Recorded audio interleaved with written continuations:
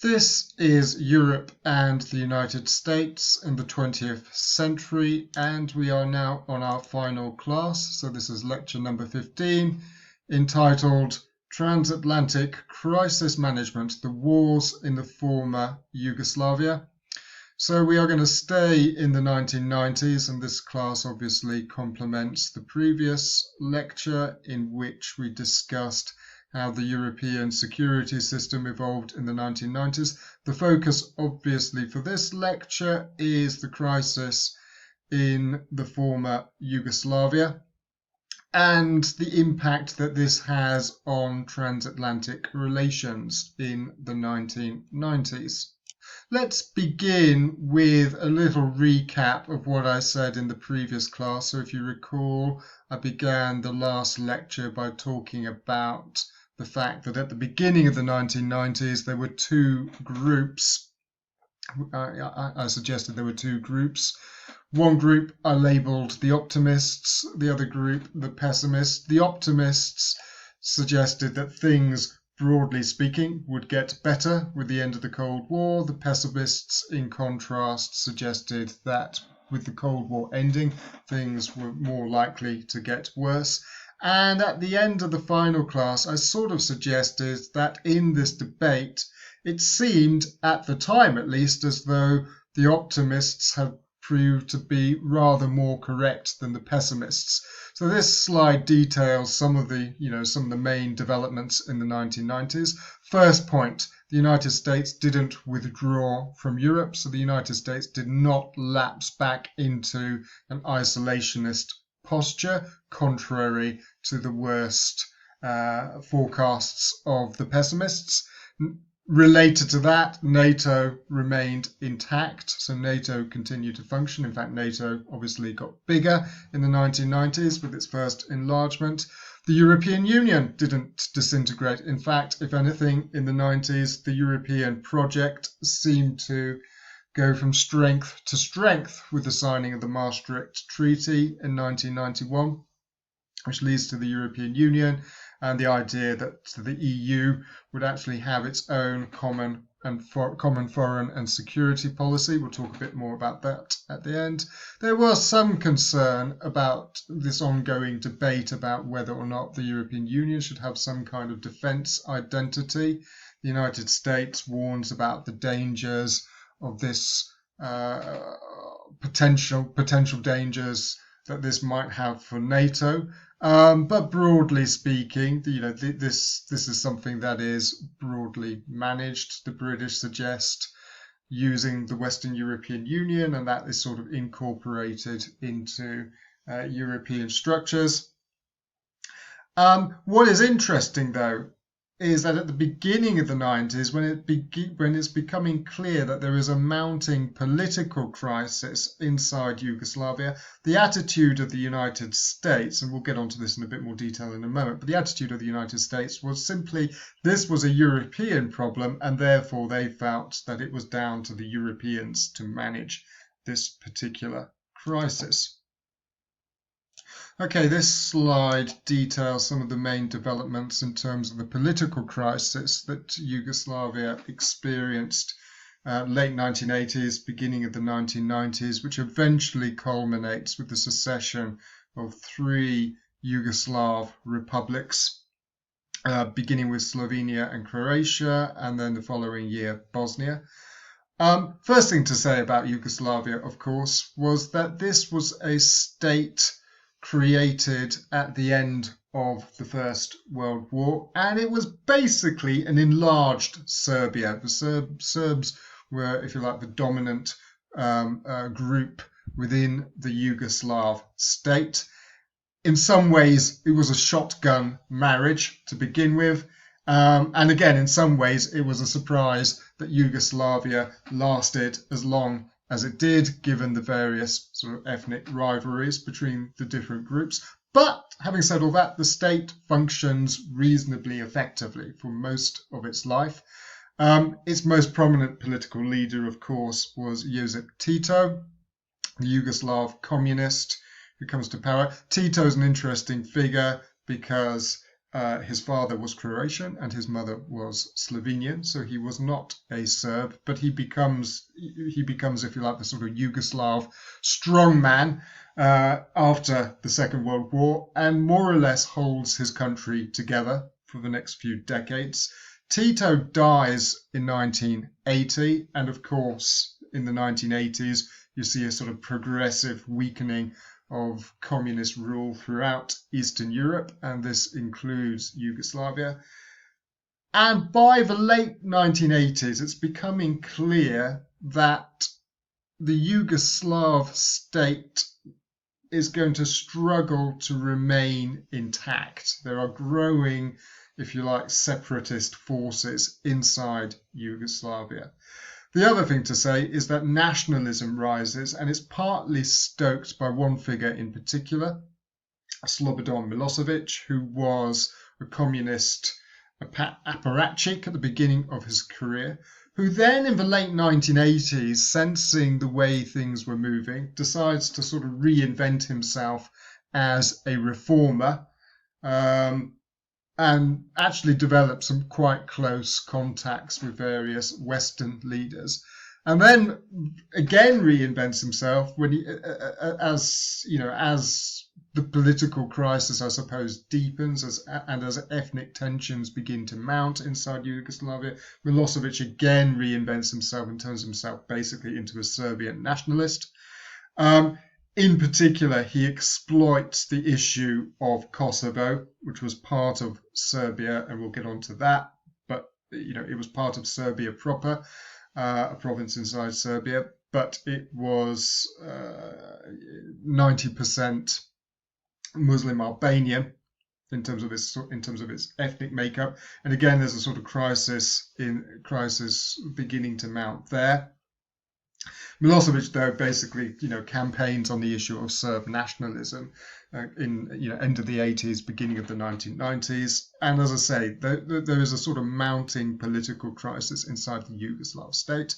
To cut a long story short, and there's actually quite a good chapter in Tony Jute's book, Post-War, which sort of details the main developments inside Yugoslavia in this period. But as I said, there's a sort of mounting political crisis.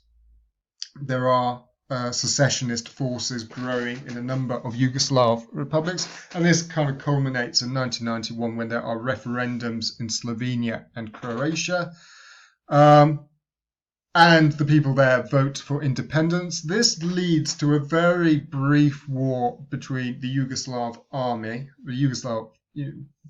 by now we're talking about the rump of Yugoslavia, which is basically Serbia, with a few of the smaller republics aligned to it.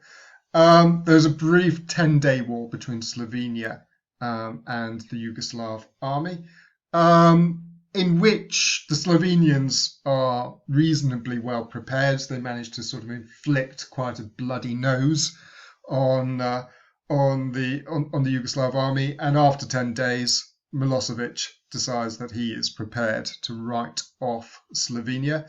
One of the reasons for that is that there weren't many Serbians living inside Slovenia, so ultimately Milosevic was prepared to allow Slovenia to withdraw from the Union. Much more complicated is Croatia. Croatia does have a sizable Serbian Milosevic, and Croatia does have a sizable Serb minority. Moreover, Milosevic has designs on a greater Serbia, which basically involves taking tracts of territory from Croatia and also Bosnia. So in the case of Croatia, Milosevic is rather less willing to allow Croatia to secede. At least he's less willing to allow Croatia to secede intact without transferring significant chunks of territory to Serbia. So there begins a very long and rather brutal war between Croatia and, as I say, the rump of the Yugoslav state, which was more or less dominated by the Serbs. And this lasts from 1991 to 95. Then the following year, in 1992, there was a referendum held in Bosnia, and they too opt to secede, and this too leads to, again, another very brutal war. Obviously, I lived through this period. I remember it pretty well in the 1990s. Obviously, I was in Britain, so I was getting the information from the news. But one thing that was very apparent was, first of all, a brutal war, which involved civilian casualties. It involved atrocities being committed by all sides, although the worst, I think it's fair to say, were perpetrated by the Serbs. And one phrase that does enter into the English language in this period is this idea of ethnic cleansing. That basically involved driving people out of their homes and driving people off particular territories. So the wars in the former Yugoslavia create a massive humanitarian crisis. There are thousands and thousands of refugees, many of which end up in neighbouring European states. And of course, given all of this, it does attract the attention of the international community. So this is the context in the early 1990s. 1989, again, as we mentioned in the previous class, George Bush becomes president of the United States, so he succeeds Reagan as president.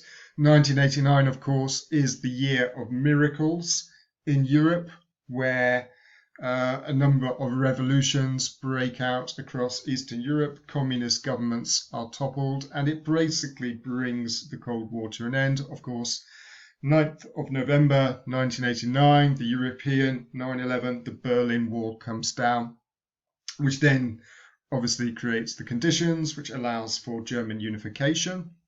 Then the following year, in 1990, I should say, to begin with, Saddam Hussein invades Kuwait, August 1990, I remember it very well, which creates a huge international crisis.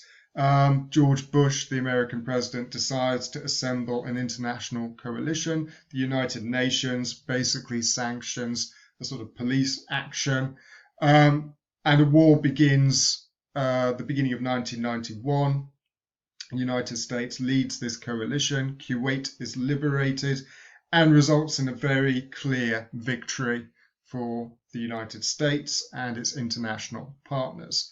So Bush chalks up a number of quite significant foreign policy successes in his first couple of years as president. Meanwhile, of course, in the background, you have the political crisis in Yugoslavia and the referendums and the secession of Slovenia, Croatia, and then in 92, Bosnia. The attitude of the Bush administration in this period is that they are extremely reluctant to become involved in this. One explanation, this is put forward by David Halberstam, and I think there is a chapter from his book on the reading list and in the Dropbox. One explanation for the Bush administration's caution is that I think there's a sense of almost foreign policy fatigue by 91, 92, having overseen the end of the Cold War, having, as I say, dealt with the situation in Iraq, Kuwait. Bush also intervenes in Panama in 1990 as well. I think there is a sense of foreign policy fatigue. That, policymakers in the Bush administration look at Yugoslavia. They see it as a very sort of messy political conflict over there, and there is an extreme reluctance to become embroiled in this. One other thing to say in relation to that is that there are several figures in the administration, not least Lawrence Eagleburger, who's in the State Department and ultimately finishes his time in politics as Bush's Secretary of State when James Baker goes off to run Bush's re-election campaign, although he doesn't do a particularly good job with that. But Lawrence Eagleburger, as I say, in the State Department, he was somebody who knew Yugoslavia pretty well. He was a former ambassador to Yugoslavia in the 1970s. He had a good understanding of Yugoslav politics. In fact, he even spoke a bit of Serbo-Croat. And And he, I think, was especially pessimistic about the situation in Yugoslavia and especially reluctant for the United States to become too directly involved in the crisis. Moreover, I think there's a recognition inside the United States that America did not actually have any direct interests at stake in Yugoslavia itself. James Baker, Bush's Secretary of State in 91, 92, basically says that the United States has no dog in this fight. In other words, there are no American interests at stake in Yugoslavia. So as I say, Bush, the first point on this slide, the Bush administration was experiencing foreign policy fatigue. I think I've covered this. Another interesting aspect, though, is this idea of Vietnam syndrome. And this was the notion that since the war in Vietnam, the United States had been extremely reluctant to send its forces overseas. Bush claimed in 91 that the United States had finally overcome Vietnam syndrome when he sends this rather sizable military force to the Middle East to fight a war against Iraq. However, in some ways, this was the sort of war in which the United States could sort of maximize its military capabilities. You know, they were fighting in deserts, nice flat areas, and the United States could fully utilize its advantages, its technological advantages in weaponry and things like that. The notion of actually sending soldiers into the Balkans, which were very hilly, which would require considerable amounts of ground forces and in which technology would be less of an advantage, this was something that the American military and Colin Powell, who then was chairman of the Joint Chiefs of Staff, would later, of course, go on to become Secretary of State in the next Bush administration, George H.W. Bush's son's administrations from 2001. Colin Powell was particularly, I think, reluctant. You know, he, I think, was definitely haunted by the experience of Vietnam, and disliked intently the idea of sending large numbers of soldiers to fight in the hilly country in Yugoslavia. For him, there was a very real danger that Yugoslavia could become some kind of quagmire similar to Vietnam.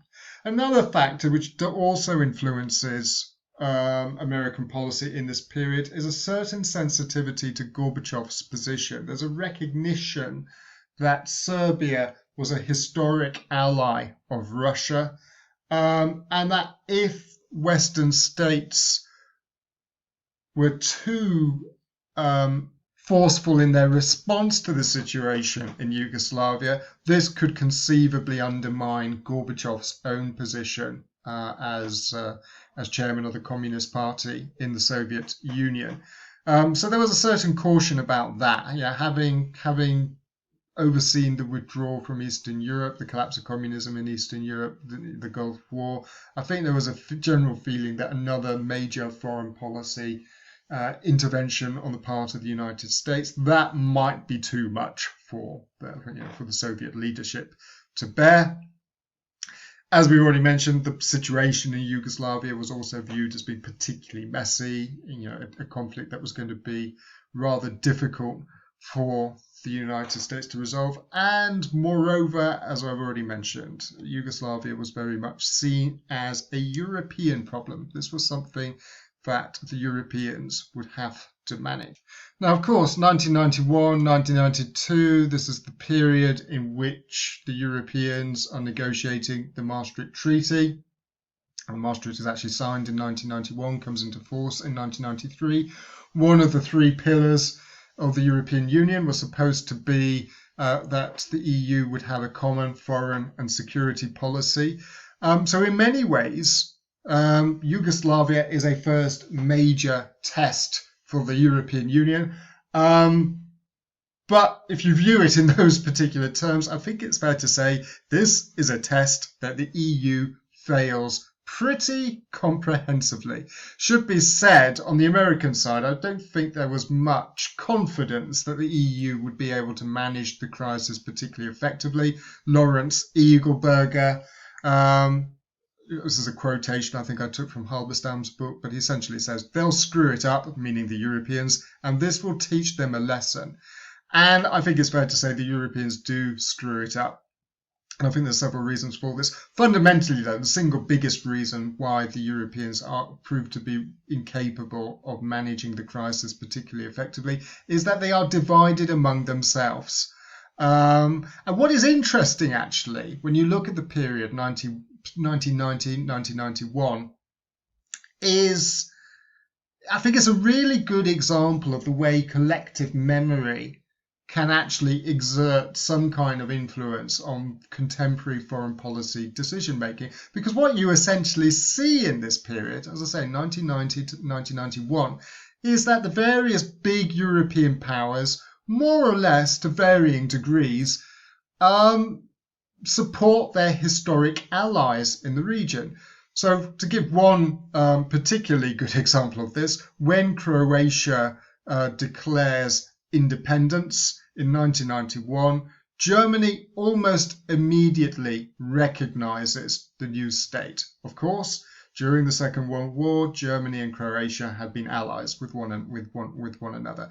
But yeah, Germany takes this decision unilaterally. So despite the ambitions for having a common European policy, instead of consulting with its European partners, Germany, I'm not sure if it's yet Berlin, whether they'd moved to Berlin by this time, but anyway, the unified German state, if I can put it that way, unilaterally recognizes Croatia and Slovenia. So, two states. So this is not an EU policy, this is a German policy. In contrast, Britain and France, I wouldn't say they were necessarily pro-Serbian back in this period, but they were certainly rather unwilling to take moves against Serbia to in any way try to impede Serbia in this crisis. I think the overall view certainly from London, I can't. Maybe I'm less confident when talking about Paris, but certainly I think the overall view from London's perspective was, again, there was a sort of unwillingness to become too directly involved. But these divisions among the Europeans, they are there pretty much from the beginning. So you have a situation where European diplomacy conspicuously fails to bring the fighting, which has just begun to break out in the former Yugoslavia with Slovenia and Croatia in 91, and then the following year, as I mentioned, Bosnia.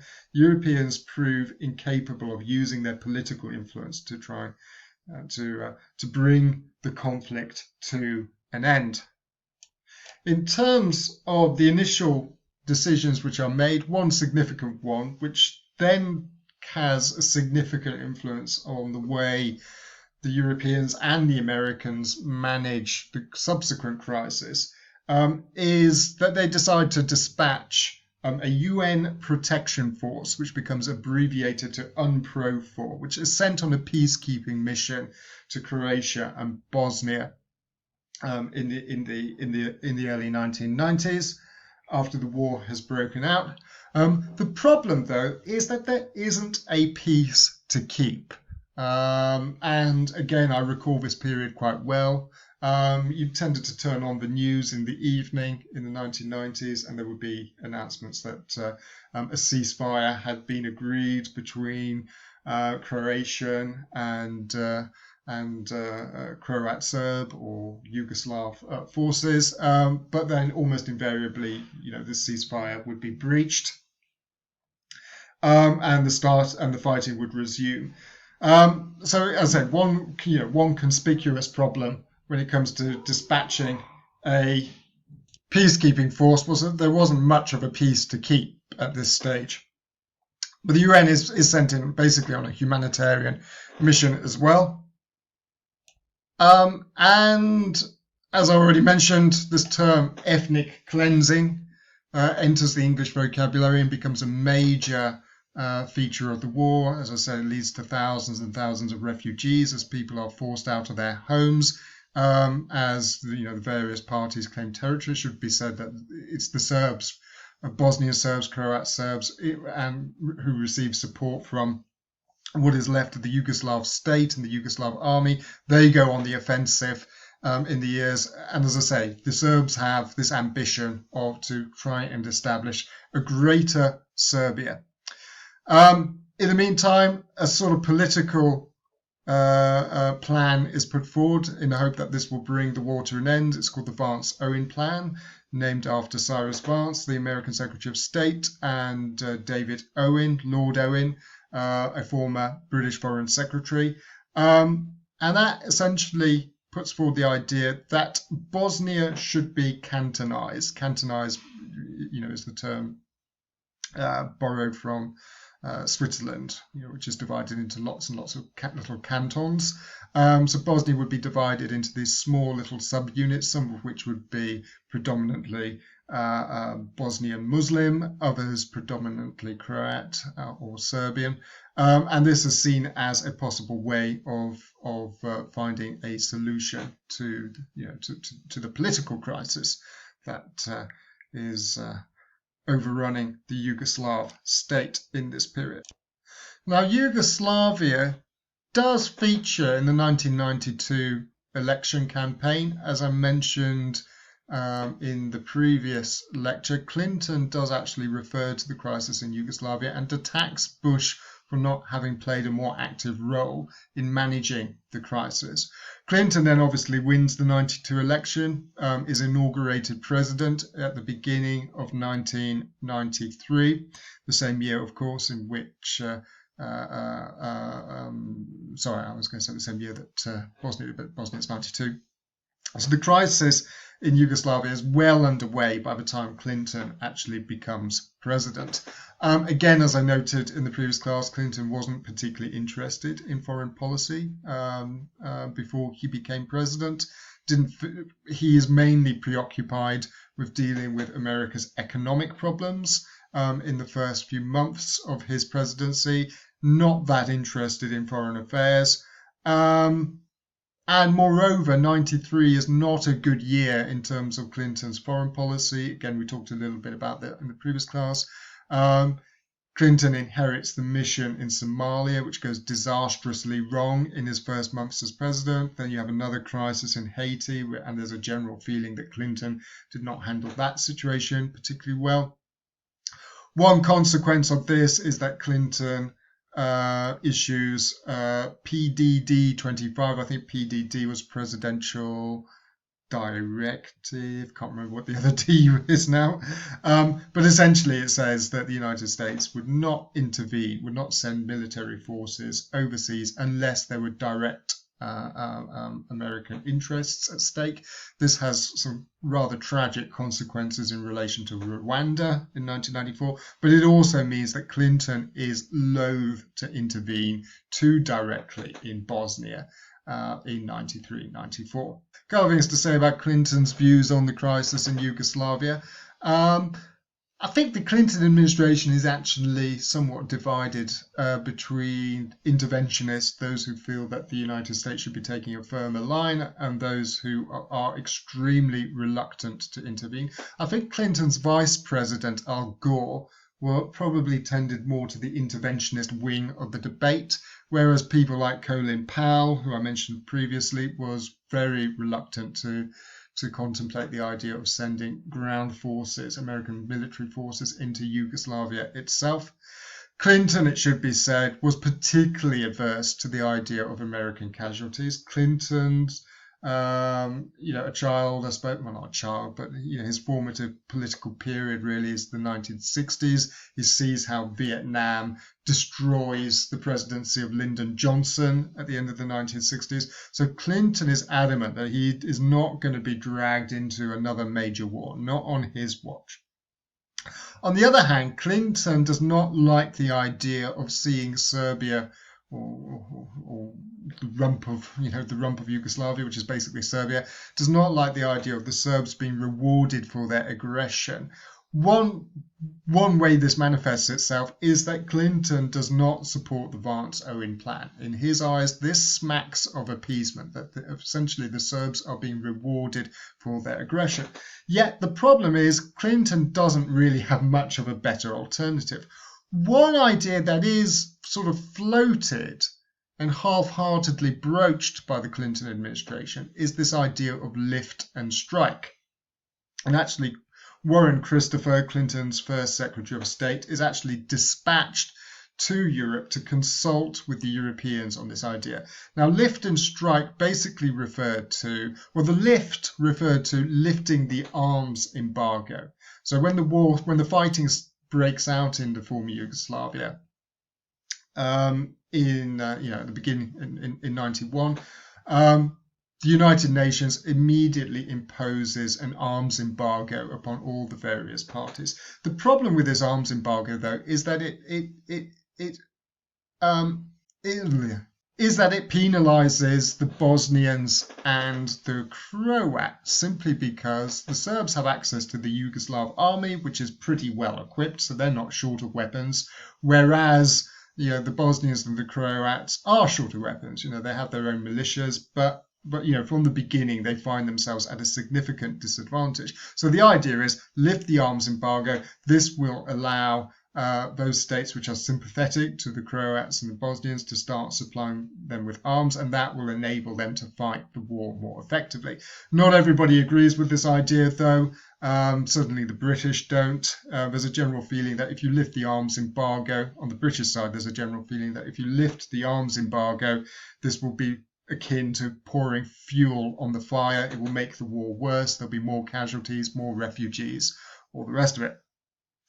The strike part of lift and strike refers to this idea of surgical airstrikes against Serbian artillery positions, most notably Bosnian Serb artillery positions which were located around the Bosnian capital, Sarajevo, which were systematically shelling Sarajevo, and there were other towns and cities. Dubrovnik as well is shelled at the beginning of the war, and that attracts quite a lot of international attention because Dubrovnik was a sort of tourist resort, so a lot of Westerners have been there, but it was also a very sort of ancient and quite historic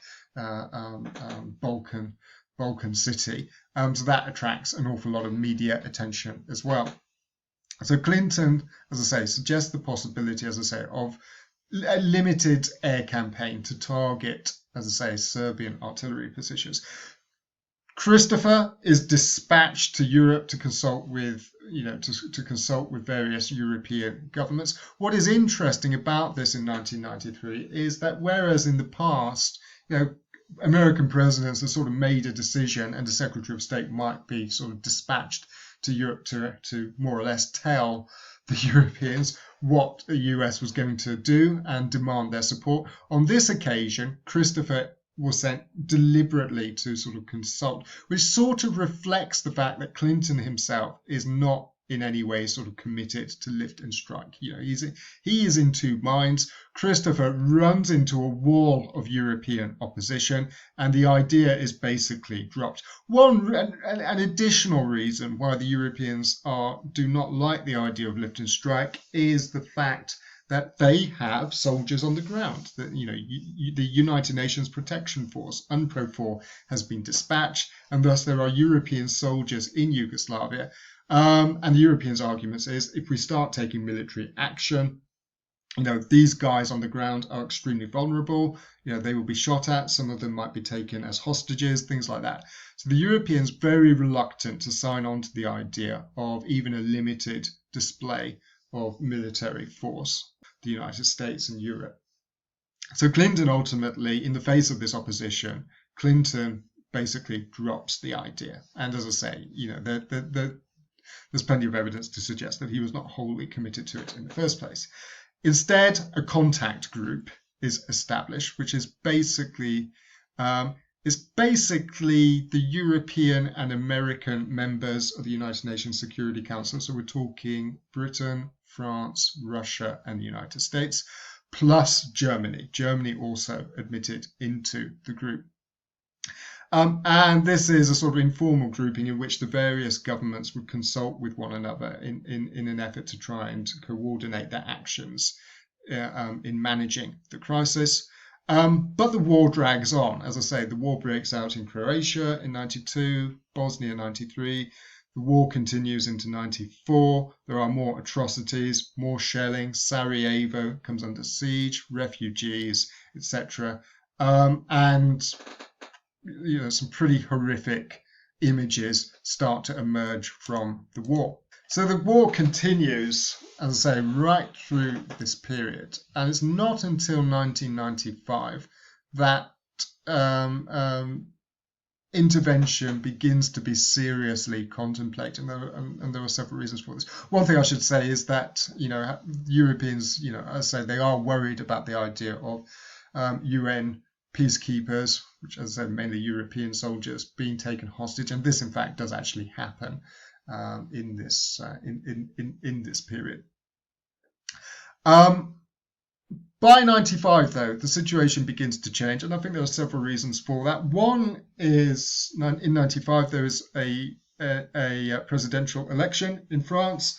Mitterrand, after 14 years as French president, finally retires, and it is Jacques Chirac, a sort of centre-right French politician, somebody who'd been involved in French politics for a very, very long time. He'd been prime minister a couple of times. He'd cohabited with Mitterrand in the 80s. But Chirac finally wins the presidency in 1995, and Chirac, a former soldier himself, is quite aggressive in his pronouncements in favour of some kind of intervention to bring the conflict in Yugoslavia to an end. Halberstam, in particular, suggests that Clinton may well have felt upstaged.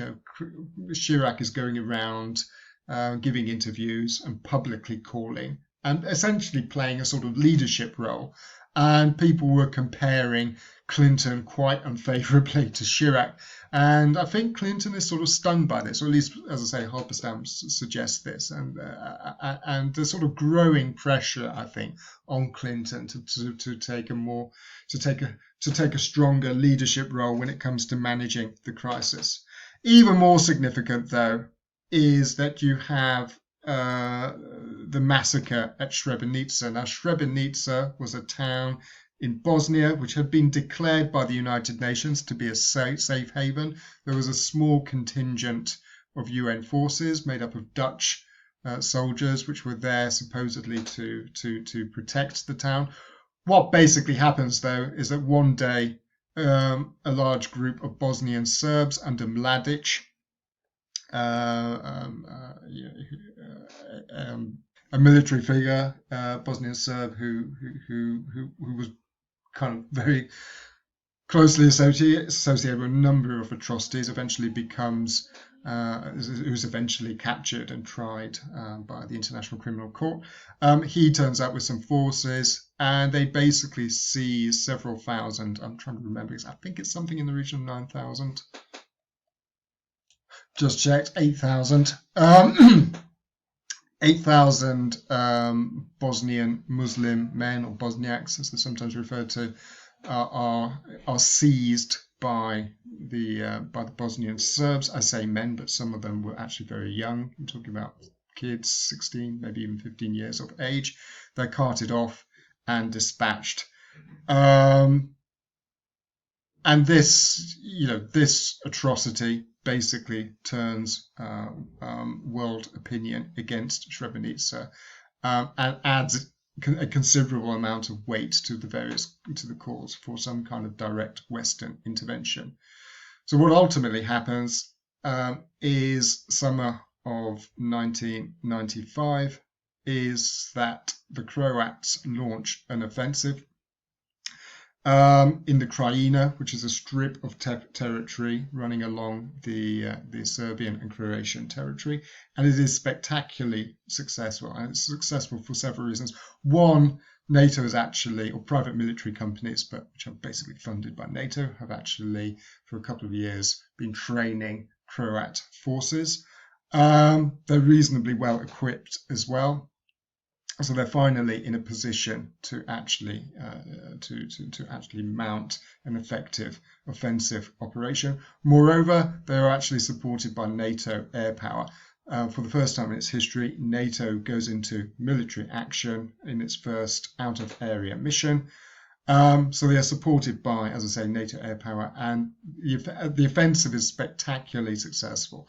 For the first time in the war, the Serbs are basically on the back foot. They are being routed to the point at which there are some people in European capitals and the United States which are becoming worried that the Croats could be driving right into the heart of Serbia, that maybe they're being too successful.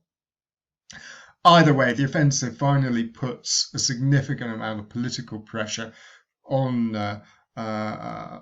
Milosevic to come to the negotiating table. A peace conference is arranged, and the various parties, very revealingly, I think, are shipped out to an American airfield just outside Dayton in Ohio. The heads are sort of knocked together. Richard Holbrooke is the senior American diplomat overseeing the negotiations, and they finally come up with a settlement which basically ends the conflict in Bosnia. The end result, a Croatian Bosnian Federation and an autonomous Serbian Republic, Srebrenica, I think it's called, is the result of all of this. So lessons from this particular intervention. I think there are several things you can take away from this. First of all, primarily, it reveals European political and military weakness. So despite the much vaunted common foreign and security policy, when it comes to it, as I say, the Europeans don't prove to be very effective when it comes to handling the crisis in Yugoslavia. It also reveals, in the harshest terms possible, Europe's relative military weakness. When it comes to it, the Europeans are simply incapable of projecting a significant amount of military power into the region. So it shows that the Europeans are still very heavily dependent upon the United States. Only America really has the capacity to project force in such a way as to bring these sorts of conflicts to an end. But it also gives NATO, coming back to a point I made last week, it also gives NATO some kind of newfound purpose. People are asking what should NATO be doing now that the Cold War has come to an end. Well, the crisis in Yugoslavia sort of goes some way towards anyway answering this question. As I say, NATO launches its first out-of-area mission. NATO aircraft go into combat for the first time. And the operation proves very successful. In fact, the 95 campaign basically lasts about 48 hours. And as I say, Milosevic is finally brought to the negotiating. Another factor, it sort of increases support for NATO expansion, the general feeling that you have this sort of area of instability in the Balkans, but also in other parts of Europe. So certainly the Caucasus and places like that. So there's a general feeling that it would be a good idea to actually position NATO further eastwards. So support for enlargement, I think, is encouraged by the wars in the former Yugoslavia. Another factor is that the Europeans themselves, and again we touched upon this in the previous class, the Europeans realise that there needs to be a stronger EU military dimension, that the European Union needs to have its own sort of defence capacity, that the Europeans are too reliant on the United States. One result of that, again I mentioned this last week, but 1998, the fairly newly elected British Prime Minister Tony Blair signs an agreement with Jacques Chirac of France, which becomes known as the Saint-Malo Declaration, which commits both countries to establishing a European security and defence policy. So the two big European military powers commit themselves, as I say, to defence policy. So with the wars in Bosnia and Croatia having been brought to an end as a result of international intervention, the next major flashpoint, of course, was Kosovo. which in many ways was actually more explosive or potentially explosive than the earlier conflicts in Yugoslavia for several reasons. First of all, Kosovo was actually part of Serbia itself. And furthermore, it was psychologically for the Serbs an extremely important to them.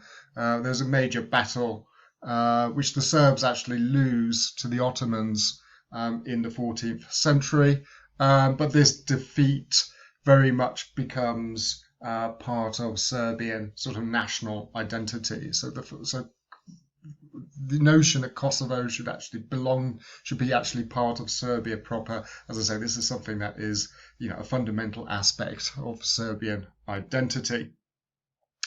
Of course, though, as we've already mentioned, Kosovo may well have been Serbian, but 90% of its population was actually Albanian and Muslim. Furthermore, again, as I mentioned earlier, Slobodan Milosevic actually exploits Kosovo in the late 1980s, early 1990s, and uses the issue of Kosovo as a way of propelling his own political career. He alleges that the Serb minority are being discriminated against and other things.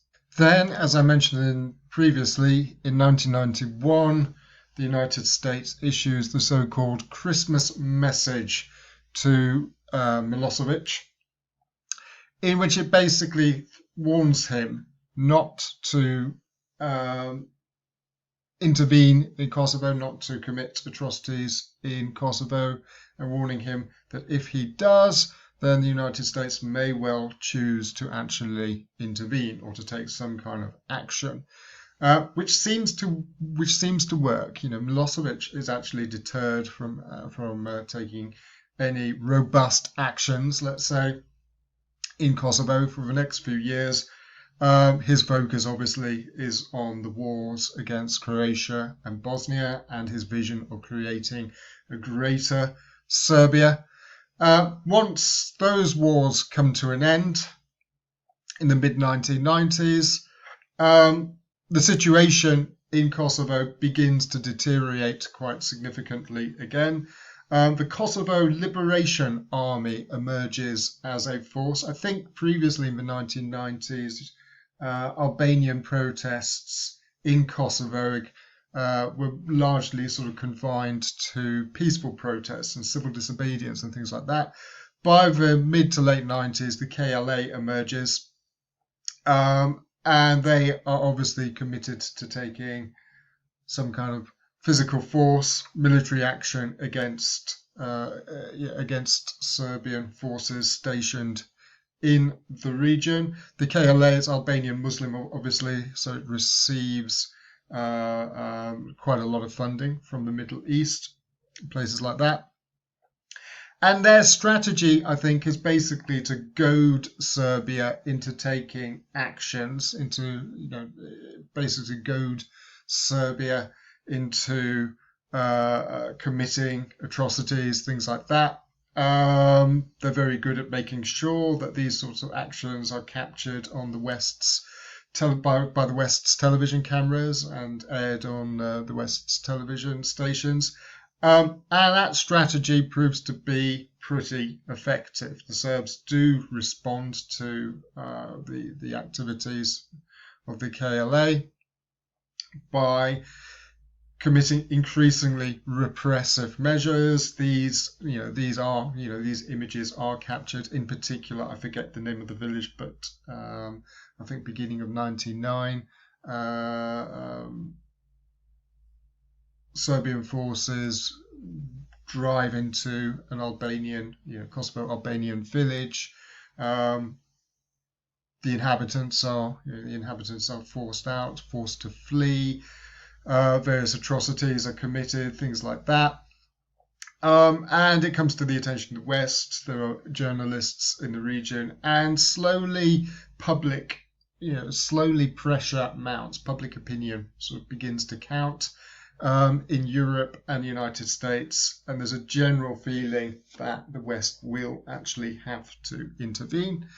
Should also be said that obviously 99, Clinton is now well into his second term as president. I think there's a conscious effort on the part of the Europeans and the United States to learn the lessons of the previous wars in Yugoslavia.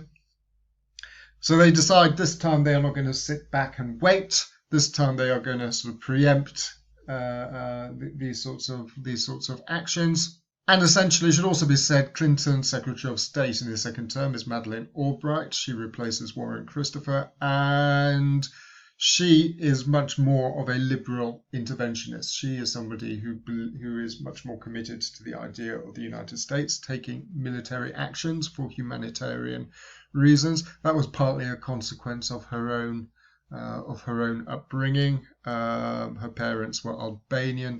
They were forced to flee from Albania as a result of the Czech coup, so she too was a sort of refugee. So for all these reasons, by the late 90s, the international community, or at least the Europeans and the United States, are far more willing to contemplate some form of direct action. So what happens again is, to some extent, to some extent, it's almost Bosnia in reverse, in the sense that this time they kind of they put pressure on the various parties involved to meet up and negotiate some kind of settlement. This takes place at a French chateau just outside Paris, Rambouillet. So representatives of the Yugoslav government. Milosevic himself does not attend because by this time there's a warrant for his arrest. He's basically viewed as a war criminal. But representatives of the Yugoslav government, which is basically Serbia, attend the chateau, as do representatives of the political leadership of the Kosovo Albanians, and essentially they are presented with a peace settlement which effectively says that Kosovo will become a sort of autonomous, self-governing province, although it was remain part of Serbia, but it would also come under NATO protection. And this agreement satisfies none of the parties. The Kosovo Albanians basically want independence. Serbia is unwilling, or the Yugoslav government under Milosevic is unwilling to contemplate relinquishing any kind of control over Kosovo. So none of the parties are particularly satisfied by this. However, it's explained to the Kosovo Albanians, or made very abundantly clear to the Kosovo Albanians, that NATO will not take any action unless they sign this agreement. So reluctantly they do. Milosevic refuses to sign an agreement, and this basically sets the scene for NATO's second major intervention in the former Yugoslavia. So NATO effectively goes to the war, and there is an assumption that the war second time around will be pretty similar to the first intervention, in that NATO will sort of go into action, drop a few bombs, the Serbs will capitulate, and the war will be over. In fact, the war lasts much, much longer than the Europeans and the Americans were originally anticipated. It basically lasts 11 weeks, 78 days, which for a war, I know, does not sound like a particularly long time. But as I said, the expectation was that it would be over within a day or two. As I said, that NATO would go into action, a few bombs would be dropped, and the Serbs would eventually withdraw. When it becomes clear that this isn't going to happen, the political pressure inside NATO begins to mount quite steadily, to the point at which basically NATO is on the brink of a major crisis, for several reasons for that. Most particularly, for some reason I haven't actually put this on the slide here, but one of the reasons why there is this political crisis is that NATO itself is divided. Not all NATO members are particularly enthusiastic about the idea of taking military action against Yugoslavia, against Kosovo. Greece and Turkey especially, so two countries which were in the Balkans or close to the Balkans, they were extremely reluctant and extremely skeptical, to the point at which there were some indications that one of these governments may well have been passing on information to Belgrade about what NATO's intentions were and how NATO was actually planning to conduct the war. So NATO itself was sort of politically divided. When it becomes clear that this is not going to be a quick war, these divisions become even more acute. There are other reasons why the war is controversial. As the first point on the slide here says, technically the war was illegal in the sense that the United Nations did not actually sanction military intervention in the former Yugoslavia. Russia and China make it clear that they will not vote in favour in the United Nations Security Council of a resolution which would actually authorise the use of military force. So that in itself put a question mark over the legitimacy of the intervention. Then disputes break out as to how the war should be conducted. Clinton is adamant that the NATO offensive should be purely limited to an air campaign. As I said before, Clinton was very sensitive to the idea of American casualties. So Clinton says if NATO is going to be war, it will be limited solely to an air campaign. The problem with this is that dropping bombs over Yugoslavia isn't actually going to achieve, or at least not quickly anyway, what the original purpose of the intervention was, basically to stop Serbian atrocities in Kosovo. So while NATO goes to war, the Serbs are still busy in Kosovo. In fact, their actions intensify, committing atrocities, ethnic cleansing, and what have you. So again, people begin to ask questions along the lines of, well, if NATO is going to war to stop this, why, is an air campaign going to actually achieve this? So pressure begins to mount inside NATO, among some NATO countries, who start arguing basically that there needs to be some sort of intervention on the ground, that ground forces will need to be deployed in Kosovo if they're actually going to get a grip on this. Britain, under Tony Blair especially, begins to articulate this argument. The problem is Clinton doesn't want to know anything about it. Another area of dispute is targeting. Just as in the intervention in 1995, the United States provides the overwhelming amount of military power in terms of the aircraft and the bombs and all the rest of it. But it's a NATO operation, so essentially other NATO countries get to veto particular targets. And a sort of division begins to open up between the United States, that wants to conduct a very aggressive air campaign, and other European countries which want to basically rein the United States in and say, look, you can't demolish Belgrade. It's a European city.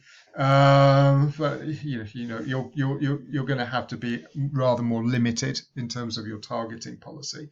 And this also creates a mounting sense of frustration on the American side. And there's a general sense of frustration with what they describe as war by committee. In other words, allowing other countries to basically intervene and manage the process of the intervention. So these, as I said, these divisions do become rather more acute. So as I say, Serbian attacks against the Kosovo Albanians intensify. There's an estimated 30,000 Albanians are killed, a million forced from their homes. So that, again, this is sort of ethnic cleansing. And again, people are questioning why is this happening? As I mentioned, sorry, I've forgotten it was on the following slide. The United States is becoming increasingly frustrated by what they describe as war by committee. Diplomatic pressure from Russia and the threat of a ground invasion force in Milosevic to capitulate. So although, there is a sense of, there's a palpable sense of crisis, ultimately NATO does pull through. So it avoids the worst outcome, which is effectively, I suppose, to lose the war. Essentially, by the end, Milosevic realizes that he has no other choice, and that he is going to have to accede to NATO's demands. The Russians do play a role in this, in which they make it clear to Milosevic that if he holds on for much longer, then NATO will actually deploy ground forces. The Russians have a pretty good idea about this. Clinton himself, towards the end, starts wavering in his opposition to the use of ground forces. There's a sort of growing recognition on the American side that an air campaign probably may well not prove to be enough. So as Clinton starts to sort of reconsider, that in itself begins to sort of ramp up pressure on Milosevic. Having said that, one or two writers have commented that the eventual settlement differs somewhat from the original proposals which were presented, or the original settlement that was presented to the Kosovo Albanians and the Yugoslav government at Rambule, but several quite significant concessions in the end were made to Serbia. One of them was that I think the original settlement at Rambule basically demanded that NATO have direct access to Kosovo through Yugoslav territory. That demand was quietly dropped at the end of the Kosovo War, and there was a sort of recognition that actually Western forces, NATO, would actually have to supply Kosovo by air, that they weren't actually going to, they weren't going to actually send trucks through or other land vehicles through Serbian territory. Again, for some reason, this slide is repeating one or two of the eventual points I've already made, so I won't recapitulate those.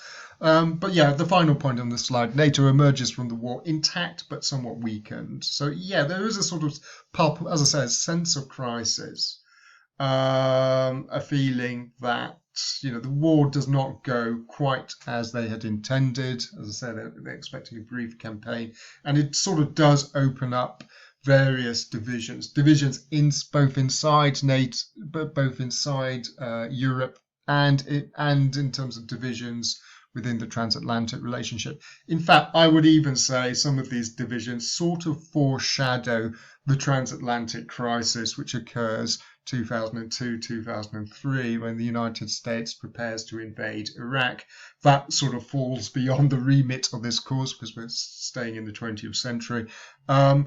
But looking back to the 2002-2003 crisis in Iraq, some of the divisions between, let's say, France and the United States, or Germany and the United States, some of these divisions were sort of already beginning to become apparent even under the Clinton administration at the end of the 20th century. Certainly this,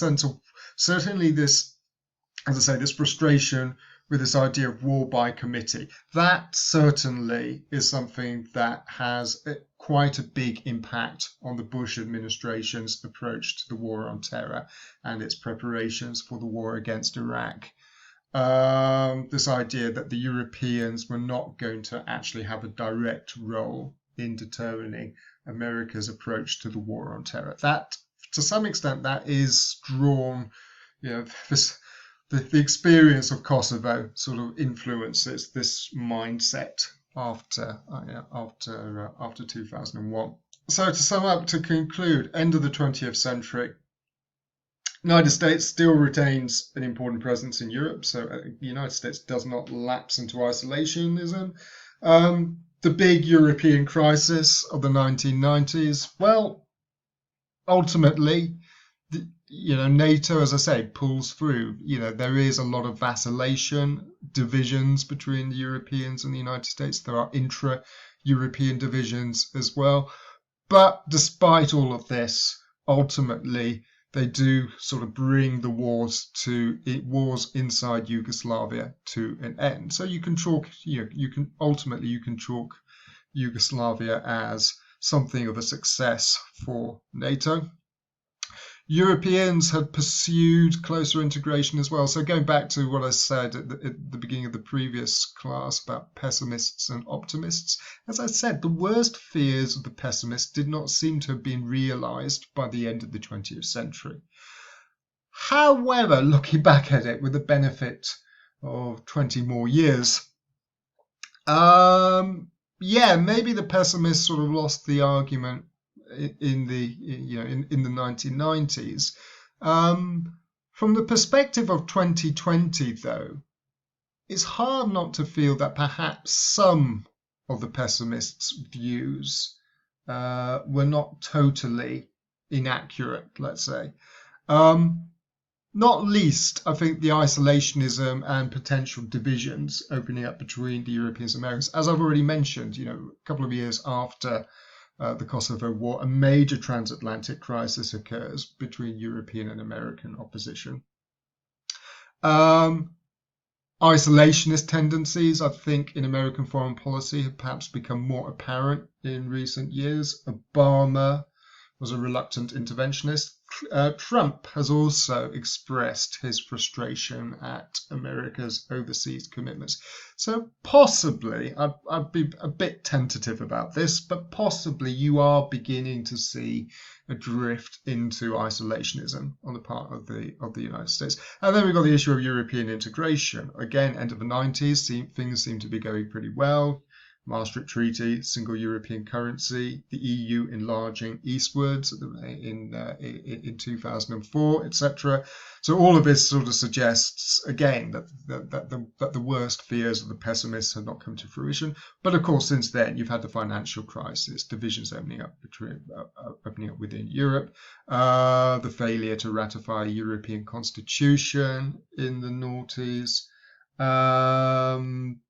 Disputes breaking out particularly between Poland and Hungary, two of the new Eastern European member states, over their constitutional reforms and political actions with other members of the European Union. And then, of course, more recently, you've had Brexit,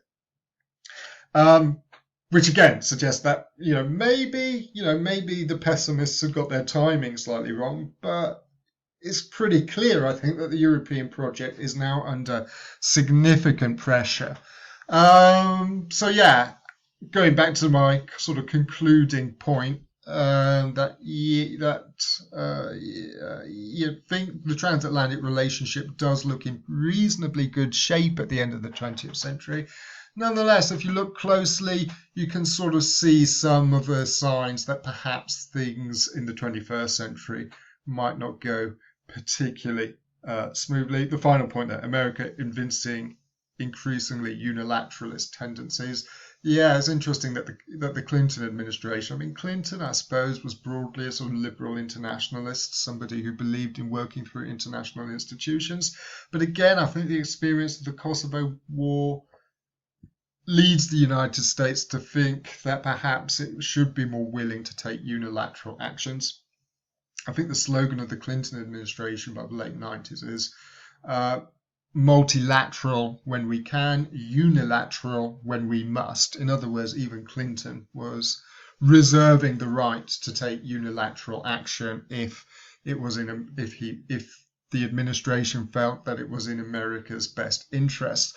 These tendencies, I think, again become even stronger, let's say, at the beginning of the 21st century. You have George Bush, Bush 43, president 2001 to 2009, who was an instinctive unilateralist. Obama, again, more of a liberal internationalist, but somebody who was quite skeptical when it came to the idea of military intervention overseas. But more recently, of course, you've got Trump, and Trump is obviously a strident unilateralist and somebody who is very, very skeptical about international institutions, what he describes as globalism, globalist ideas. And on that point, I will conclude.